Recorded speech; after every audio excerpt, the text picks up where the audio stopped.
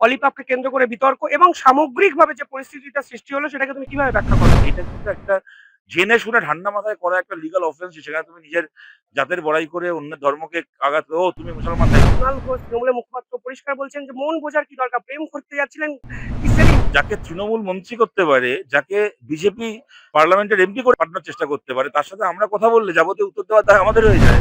সেলিমকে সরাসরি সাম্প্রদায়িক বলে তাকিয়ে দেওয়া হয়। ও একটা রেপিস্ট একখানা ঋতব্রত, ওরা আবার কথাটা বিকৃত। হুমায়ুন কবিরকে বামেদের প্রয়োজন হচ্ছে কেন, এটা একটা বড় প্রশ্ন। আমি দেখলাম আজকে হুমায়ুন কবির ক্ষমা চেয়েছে, হুম। ওই কথাটা কিন্তু আবার এটাও ঘটনা যে হুমায়ুন কবির ক্ষমা চাওয়াতেই ওই ইতিহাসটা মিথ্যে হয়ে যায়। সকাল থেকে বঙ্গ রাজনীতি উত্তাল, সোশ্যাল ইনফ্লুয়েন্সার শায়কের একটি পোস্টে অলিপাপকে কেন্দ্র করে নয়া এক বিতর্ক। রাজ্য রাজনীতির যে পরিসংখ্যান বা সমীকরণ বিভিন্ন ক্ষেত্রে বদলে দিতে চলেছে।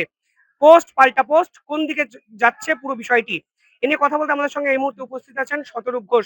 শতরূপদা, প্রথমে দ্য ইন্ডিপেন্ডেন্ট বেঙ্গলে স্বাগত। সকাল থেকে একটি ফেসবুক পোস্ট, অলিপাপকে কেন্দ্র করে বিতর্ক এবং সামগ্রিকভাবে যে পরিস্থিতিটা সৃষ্টি হলো সেটাকে তুমি কিভাবে ব্যাখ্যা করো? তো আমি প্রথম কথা হচ্ছে যে আমি মনে করি না যে এটা এমন কোনো ঘটনা যার জন্য একেবারে রাজ্য রাজনীতির চেহারা পাল্টে যেতে পারে বলে। কোথাকার কে কোথাকার ছোলার ডাল কি পোস্ট করেছে, তারপর সে আবার নিজে সেটাকে ডিলিটও করে দিয়েছে। তবে আমি একটা কথা বলছি এখানে, সেটা হচ্ছে যে আহ, আবার দুটো দিক থেকেই আমার মনে হচ্ছে যে উভয় পক্ষে কিছু সমস্যা আছে। যেমন আমি সবার আগে বলবো যে কেউ যদি মাটন স্টেক বা অন্য কিছু অর্ডার করে থাকে, তাহলে তাকে অসাবধানতাবশত বিফ খাইয়ে দেওয়াটা উচিত নয় কিন্তু। হ্যাঁ, এটা কিন্তু করা কাঙ্ক্ষিত নয়, এটা করা বাঞ্ছনীয় নয়। কেননা ধর্মনিরপেক্ষ একটা দেশের ধর্মনিরপেক্ষতা বজায় রাখার জন্য এটা অত্যন্ত জরুরি যে প্রত্যেক মানুষের ধর্মীয় ভাবাবেগকে সম্মান করা হবে, কোনোটাকে কোনোভাবে জ্ঞানত বা অজ্ঞানত আঘাত করা হবে না। সেইটাই ধর্মনিরপেক্ষতা। তেমন আবার এইটাও ঘটনা যে দেখো এরকম অনেক ক্ষেত্রে এরকম ঘটনা ঘটেই থাকে। আমি অলিভাবে বহুবার গেছি, আমরা কলেজ থেকে ওখানে গেছি, স্টেক খাওয়া থেকে শুরু করে ওই মানে ওই আলাকিব খাওয়া অলিভাবেই শিখেছি। আমি তো কোনোদিন আজ অব্দি শুনিনি যে কাউকে অলিভাবে কি অন্য কিছু অর্ডার করেছে তাকে জোর করে গরুর মাংস খাইয়ে দেওয়া হয়েছে। আমি কোনোদিন এরকম শুনিনি। কেন এক্ষেত্রে এটা হলো আমার কাছে এটা খুব বিস্ময়কর। যদিও আমি এটাকে এক কথায় মানে উড়িয়েও দিতে পারছি না, কেননা দেখলাম যে যে ওয়েটার ভদ্রলোক ছিলেন তিনি স্বীকার করছেন যে ভুল হয়ে গেছে। যদিও তিনি চাপের মুখে করছেন কিনা আমরা জানি না। বাট যাই হোক, এটা হওয়াটা উচিত নয়। তেমন আবার এইটাও ঘটনা, অনেক সময় এরকম হয় কোনো একটা রেস্টুরেন্টে, ধরো আমি মানে চিকেন অর্ডার করেছি, আমায় ফিশ দিয়ে দিল। কখনো আমি ডিম অর্ডার করে মানে মনে করো আমি ভেজ অর্ডার করেছি, সেখানে ডিম আছে, দিয়ে দিল। হয়তো আমার অ্যালার্জি আছে ডিমে, বা অনেকের অ্যালার্জি থাকে, তাদের ক্ষেত্রে ডিম চলে এলো পাতে, সেটা অসুবিধাজনক। তার মানে এই নয় যে আমি বেটা তোমার ধর্ম কি? তার সাথে আমি একটা ধর্মের একটা ইয়ে টানবো। তার মানে যেহেতু তুমি মুসলমান এবং আমি ব্রাহ্মণ, তুমি আমাকে ইচ্ছে করে গরুর মাংস খাইয়ে আমার জাত ইয়ে করে নিচ্ছ। এইটা কিন্তু ক্রাইম, এবং এইটা হচ্ছে উস্কানি দিয়ে একেবারে দাঙ্গা লাগানোর চেষ্টা। আমি ১ম যখন ওই ভিডিওটা আমার চোখে পড়েছিল, দেখা শুরু করেছিলাম, সত্যি কথা বলতে ১ম এ আমার এটাকে খারাপই লেগেছিল যে কেন সে বেচারা অর্ডার করেনি, এটা তাকে কেন এটা অজ্ঞানতাবশত খাইয়ে দেওয়া হলো। তারপরে যখন তার দিক থেকে এই সমস্ত কথা বলতে শুরু করলাম, তখন আমার ছেলেটিকে অত্যন্ত বিরক্তিকর লাগলো।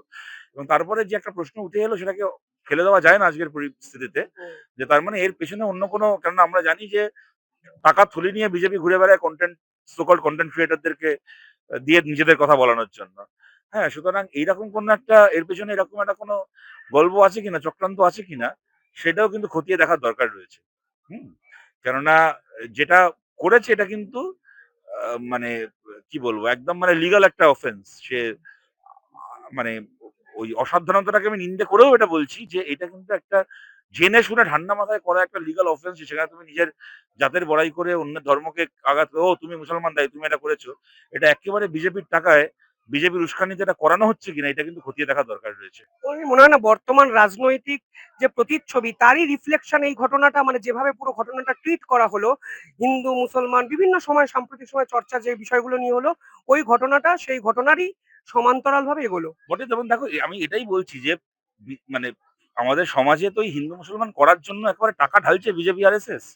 একেবারে টাকা ঢালা হচ্ছে এরকম ভাবে এই এজেন্ডা গুলোকে সমাজে, এই অস্থিরতাগুলোকে তৈরি করার জন্য। নাহলে কলকাতায় তো কোনোদিন তো আমি এরকম শুনিনি। দেখো ভাই, আমরাও জন্মেছি বড় হয়েছি কলকাতায়, খাওয়া দাওয়া করেছি, জীবনে আমি কোথাও শুনিনি কোনো হিন্দুকে চক্রান্ত করে কোথাও বিফ খাইয়ে দেওয়া হয়েছে, কি কোনো মুসলমানকে চক্রান্ত করে কোথাও পর্ক খাইয়ে দেওয়া হয়েছে। কলকাতায় প্রায় সমস্ত চাইনিজ রেস্টুরেন্টে পর্ক পাওয়া যায়। তাহলে কি মুসলিম মানুষ সেখানে খেতে যান না? তাদেরকে জিজ্ঞেস করে নেওয়া হয় ১ম এ, তারা যখন অর্ডার করেন যে পর্ক থাকবে কিনা খাবারে, যে বলে যে না থাকবে না, তাকে দেওয়া হয় না। সেম উইথ রেস্টুরেন্ট যেখানে কিনা বিফ পাওয়া যায়, জিজ্ঞেস করে নেওয়া হয়, বা তারা যদি বিফ অর্ডার না করে বিফ দেওয়া হয় না। আমি তো কোনোদিন কলকাতায় শুনিনি কাউকে এরকম ভাবে জোর করে খাইয়ে দেওয়া হয়। হঠাৎ করে একজনকে খাইয়ে দেওয়া দেখো আমি আমি বারবার করে এই কথাটা বলার সময় বারবার করে কথাটা বলছি, যদি তাকে সে অর্ডার করেছে মাটন, কিন্তু তাকে যদি না বলে বিফ খাইয়ে দেওয়া হয়ে থাকে সেটা অত্যন্ত অন্যায়। কিন্তু সেইটাকে কেন্দ্র করে যেরকম ভাবে একটা হিন্দু মুসলিম ন্যারেটিভ তৈরি করে কার্যত একটা ধর্মের মানুষকে ভিলেন বানিয়ে, তার মানে তুমি মুসলমান আমি ব্রাহ্মণ তাই তুমি আমাকে এইটা করেছো, এই যেটা করা হয়েছে এইটাও কিন্তু একদম ক্রাইম, ঠান্ডা মাথায় ক্রাইম, এবং সেটার কিন্তু তদন্ত হওয়া দরকার এর পেছনে অন্য কোনো। এবং আমি বারবার করে এটা বলছি যে এই কারণে এই সন্দেহগুলো আরো মাথায় আসে, কেননা ভোট এগিয়ে আসছে এবং আমরা জানি যে বিজেপি থেকে টাকা ঢালা হচ্ছে কন্টেন্ট ক্রিয়েটারদের কে দিয়ে তাদের সুবিধা মতো কন্টেন্ট তৈরি করানোর জন্য। কোথাও গিয়ে মনে হয় কন্টেন্ট ক্রিয়েটরদের অনেক বেশি দায়িত্ববান হওয়া উচিত বর্তমান পরিস্থিতিতে? কন্টেন্ট ক্রিয়েটার কেন, সবাই দায়িত্ববান হওয়া উচিত, কন্টেন্ট ক্রিয়েটার দায়িত্ববান হওয়া উচিত, তোমার সাংবাদিকেরও দায়িত্ববান হওয়া উচিত, যে ক্রিকেট খেলে তারও দায়িত্ববান হওয়া উচিত, যে সরকারি চাকরি করে তারও দায়িত্ববান হওয়া উচিত। কিন্তু মানে যাই হোক, সে প্রত্যেক মানুষের দায়িত্ববোধ নিজের কাছে। ভোট আসছে, বোঝা যাচ্ছে মোহাম্মদ সেলিমের সঙ্গে হুমায়ুন কবিরের একটা বৈঠক নিয়ে নয়া বিতর্ক, এবং হুমায়ুন কবিরকে বামেদের প্রয়োজন হচ্ছে কেন, এটা একটা বড় প্রশ্ন। বামেদের তো সবাইকেই প্রয়োজন, বামেদের যদি তৃণমূলেরও আর যারা আছেন, যারা বিজেপিতেও যারা আছেন, তারাও যদি মনে করেন যে তৃণমূল হারাবে বিজেপি হারাবে, তাদেরকে আমার প্রয়োজন। আমি তোমায় বলছি, আমি শোনো খোলাখুলি তোমাকে বলছি, আমি যখন ভোটে প্রার্থী হয়েছি বা যখন ভোটে প্রার্থী হইও নি, যখন সাংগঠনিক কাজও করেছি, আমিও বিরোধী দলের এরকম অনেকের সাথে দেখা করেছি, অনেকের সাথে কথা বলেছি যারা কিনা নিজেরা তাদের দলের লোককে হারানোর জন্য আমাকে সাহায্য করেছে।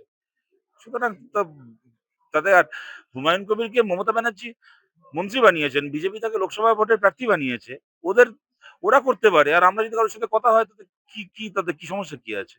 কোথাও গিয়ে বামেদের যে ব্র্যান্ড, যে ধর্ম নিরপেক্ষতার রাজনীতি, ধর্ম নিয়ে কথা বলে না, সেখানে পরিষ্কারভাবে ধর্মীয় উস্কানি দেওয়া ব্যক্তি, একজন ব্যক্তির সঙ্গে মিটিং, সেটা তো মেনে নেওয়া অস্বস্তিকর।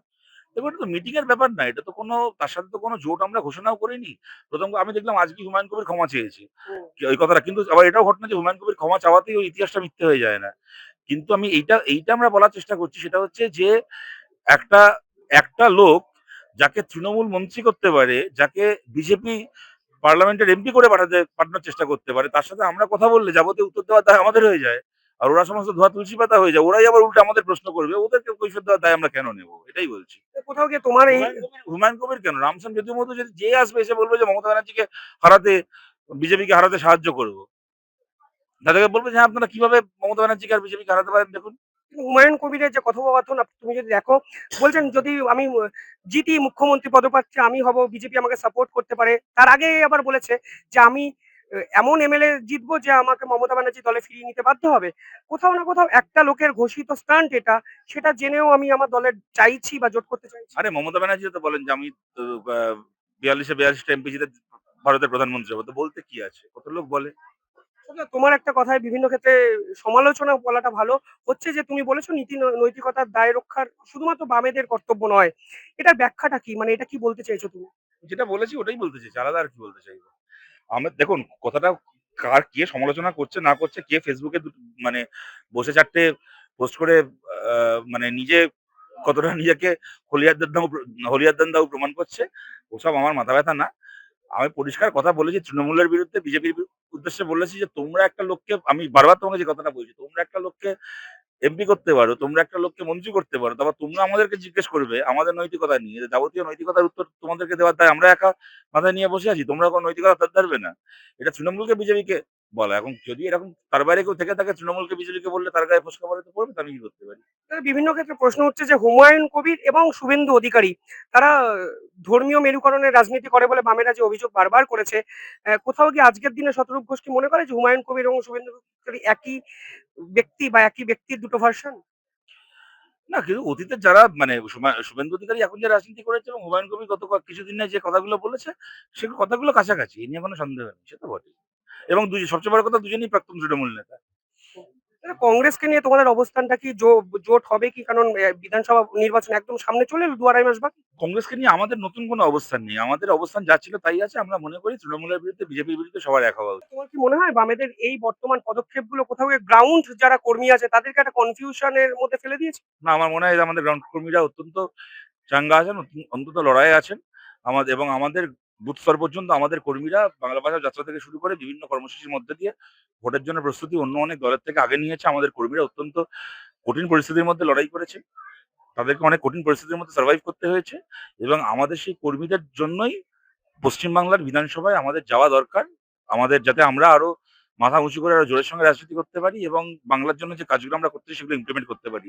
শোনো, যে সকালবেলা ঘুম থেকে উঠে চাকরি-বাকরি করতে যায় আর আ একটা মাস গেলে মোটা টাকা মাইনে পায়, আর তিনি অবশ্যই বামপন্থী সমর্থক, বামপন্থীদের হয়ে তিনি নিশ্চয়ই তার সমাজ জীবনে বা তার কর্মক্ষেত্রে দুটো কথা বলেন, দুটো অবস্থান নেন। তিনিও নিশ্চয়ই চান যে বামপন্থীরা বিধানসভায় যাক, বামপন্থীরা আরো বড় আকারে লড়াইয়ে ফিরুক। কিন্তু একেবারে বুথ স্তরে কাজ করতে গিয়ে যে কর্মী যে মার খাচ্ছে, যার বাড়িতে ৫ বার হামলা হয়েছে, যার একজন আপনজন খুন হয়েছে, যাকে বিনা মামলায় মিথ্যা মামলায় জেল খাটতে হয়েছে, তার জন্য না এই লড়াইটা আরো অনেক কঠিন, আরো অনেক জরুরি। আমি এইটা বলার চেষ্টা করছি যে তার কাছে কিন্তু ব্যাপারটা শুধুমাত্র একটা, মানে কি বলবো? একটা একটা আ মানে অবস্থানগত একটা আ আ নিজের লড়াই না। তার সঙ্গে তার অনেক বেশি তার এক্সিস্টেন্স জড়িয়ে আছে। তার বাঁচা-মরা, তার জীবন-জীবিকা, তার টিকে থাকা, তার আ আক্রান্ত হওয়া না হওয়া অনেক বেশি করে জড়িয়ে আছে। সুতরাং একজন বুথ স্তরের কর্মীর জন্য এটা আরো বেশি করে দরকার যে আমরা ঐক্যবদ্ধ একটা লড়াই সব ফ্রন্টে করি এবং আমরা বিধানসভার ভেতর, আইনসভার ভেতর আমাদের কণ্ঠস্বরকে নিয়ে যাই। দাদা, তোমাদের এই বৈঠক নিয়ে কুণাল ঘোষ তৃণমূলের মুখপাত্র পরিষ্কার বলছেন যে মন বোঝার কি দরকার? প্রেম করতে যাচ্ছিলেন কি সেলিম, এবং দেখছিলাম উনি ঢোল বাজাচ্ছেন, কাসর বাজাচ্ছেন। উম অদ্ভুত একটা পরিস্থিতি তৃণমূলের পক্ষ থেকে সিপিএম এর এই জোটকে কেন্দ্র করে তৈরি হয়েছে। কখনো ও ঢোল বাজায়, কখনো ও যখন কথা বলে তখন পুলিশ প্রিজন ভ্যান বাজায়। হুম, আবার বাইরে প্রিজন ভ্যান বাজায়, হয়তো জেলের ভেতর ওকেই বাজাতো। হুম। তো ওখানে আমার কিছু বলার নেই। ও যা পারে বলেছে। ঋতব্রত একটি ভিডিও পোস্ট করে সেলিমকে শোনো, সন্ধ্যেবেলা রেপিস্টদের নিয়ে আমার প্রশ্ন করবে না। ও একটা রেপিস্ট একখানা ঋতব্রত, ওর আবার কথার আমি কি উত্তর দেব? মোহাম্মদ সেলিমকে সরাসরি সাম্প্রদায়িক বলে দাগিয়ে দেওয়া হয়েছে। তো ও একটা রেপিস্ট, আমি বলছি তো। ও রেপ করার জন্য ওকে বাড়িতে মমতা ব্যানার্জি সিআইডি পাঠিয়েছিল ওকে ধরার জন্য। এবং ও তো মহিলা ঘটিত অপরাধের জন্য ওকে সিপিএম থেকে তাড়ানো হয়েছে তো ছেড়ে দাও। ওর বাড়িতে তৃণমূলের সরকার সিআইডি পাঠিয়েছিল। রেপিস্ট, একটা গা ঢাকা দিয়েছিল। ও লুকিয়ে বেড়াচ্ছিল। তারপর মমতা ব্যানার্জির পায়ে গিয়ে ডাইভ দিয়েছে। মমতা ব্যানার্জি ধর্ষকদের ভালোবাসেন। মমতা ব্যানার্জি যেরকমভাবে সন্দীপ ঘোষকে আড়াল করেছেন, মমতা ব্যানার্জি যেরকম পেয়ারের শীর্ষ ছিল এই কসবার এই ছেলেটা, এই কি নাম? ওই যে এখন জেল খাটছে গ্যাংরেপ করে, ওই কি নাম? ওই কসবা ল কলেজে। সেরকম এই ঋতব্রত ব্যানার্জি, ও মমতা ব্যানার্জির কাছে গিয়ে ধর্ষকরা আশ্রয় চাইলে মমতা ব্যানার্জি ধর্ষকদেরকে আশ্রয় দেয়। এও একটা ধর্ষক, মমতা ব্যানার্জির পায়ে আশ্রয় নিয়ে জেলে যাওয়া আটকেছে নিজের। ও আবার রেপিস্টের কথাটা আমি কি উত্তর দেব? দাদা, নওশাদ সিদ্দিকী নিয়ে অবস্থান কি? আইএসএফ বারবার জোটের জন্য চিঠি দিয়েছে। নওশাদ আমাকেও নিজে বলছিলেন বারবার বামেদের সঙ্গে জোটে উনি আগ্রহী। নওশাদ সিদ্দিকী যেভাবে লোকসভা ভোটে পিছিয়ে গেছিলেন জোট ধর্ম থেকে, আজকের দিনে দাঁড়িয়ে বামেদের অবস্থানটা কি নওশাদকে নিয়ে? না, যখন পিছিয়ে গেছিলেন তখন আমাদের খারাপ লেগেছিল। উনি এখন এগিয়ে এসে সেটাকে স্বাগত জানাচ্ছি। আমরা খুবই আশাবাদী, নিশ্চয়ই আইএসএফ এর সাথে নওশাদের সাথে একসাথে আমাদের লড়াই হবে বলেই আমার ধারণা বা আমাদের ধারণা। অবশ্যই, অসংখ্য ধন্যবাদ। সরাসরি বলছেন নওশাদের সঙ্গে জোট নিয়ে আশাবাদী। ঋতব্রত কুণাল ঘোষকে উত্তর এবং দিলেন। এবং লোকসভার সময় যেরকম যেকোনো কারণেই হোক আইএসএফ এর সাথে আমাদের জোটটা হয়ে ওঠেনি শেষ পর্যন্ত, এটা যেমন ঘটনা, তেমন আবার লোকসভা ভোটের পরে যখন হাড়োয়াতে বাই ইলেকশন হয়েছে হুম, তখন আবার জোট করেই আমরা লড়াই করেছি। সেখানে আইএসএফ এর প্রার্থী হয়ে আমি আর নওশাদ একসঙ্গে আমরা সভা করেছিলাম, একসাথে আমরা লড়াই করেছি। সুতরাং একদম বুথ স্তর পর্যন্ত বাংলার বিভিন্ন এলাকায় আমাদের কর্মী এবং আইএসএফ এর কর্মীরা তারা একসঙ্গে পঞ্চায়েত থেকে শুরু করে বিভিন্ন সময় লড়াই করেছে। সুতরাং নওশাদের সাথে আমাদের সেই বোঝাপড়া রয়েছে, সেই বন্ধুত্ব, সেই বোঝাপড়া আইএসএফ এর সঙ্গে আমাদের রয়েছে। সুতরাং নিশ্চয়ই সেটাকে নিয়েই আমরা এই বিধানসভা লড়াই লড়বো। এই পুরো বিষয়টা কবে নাগাদ ক্লিয়ার হয়ে যাবে, জোটের ফাইনাল ঘোষণা? তো সে তো আমার একার বলার উপর নয়, তবে যত তাড়াতাড়ি সম্ভব হয়ে যাওয়া উচিত। অবশ্যই, অসংখ্য ধন্যবাদ শতবদা। ধন্যবাদ আপনাদেরও, অনেক বিতর্কের প্রশ্নের উত্তর দিলেন শতরূপ ঘোষ। কমেন্টে জানাবেন কিভাবে দেখছেন পুরো বিষয়টি। দেখতে থাকুন দ্য ইন্ডিপেন্ডেন্ট বেঙ্গল। ধন্যবাদ।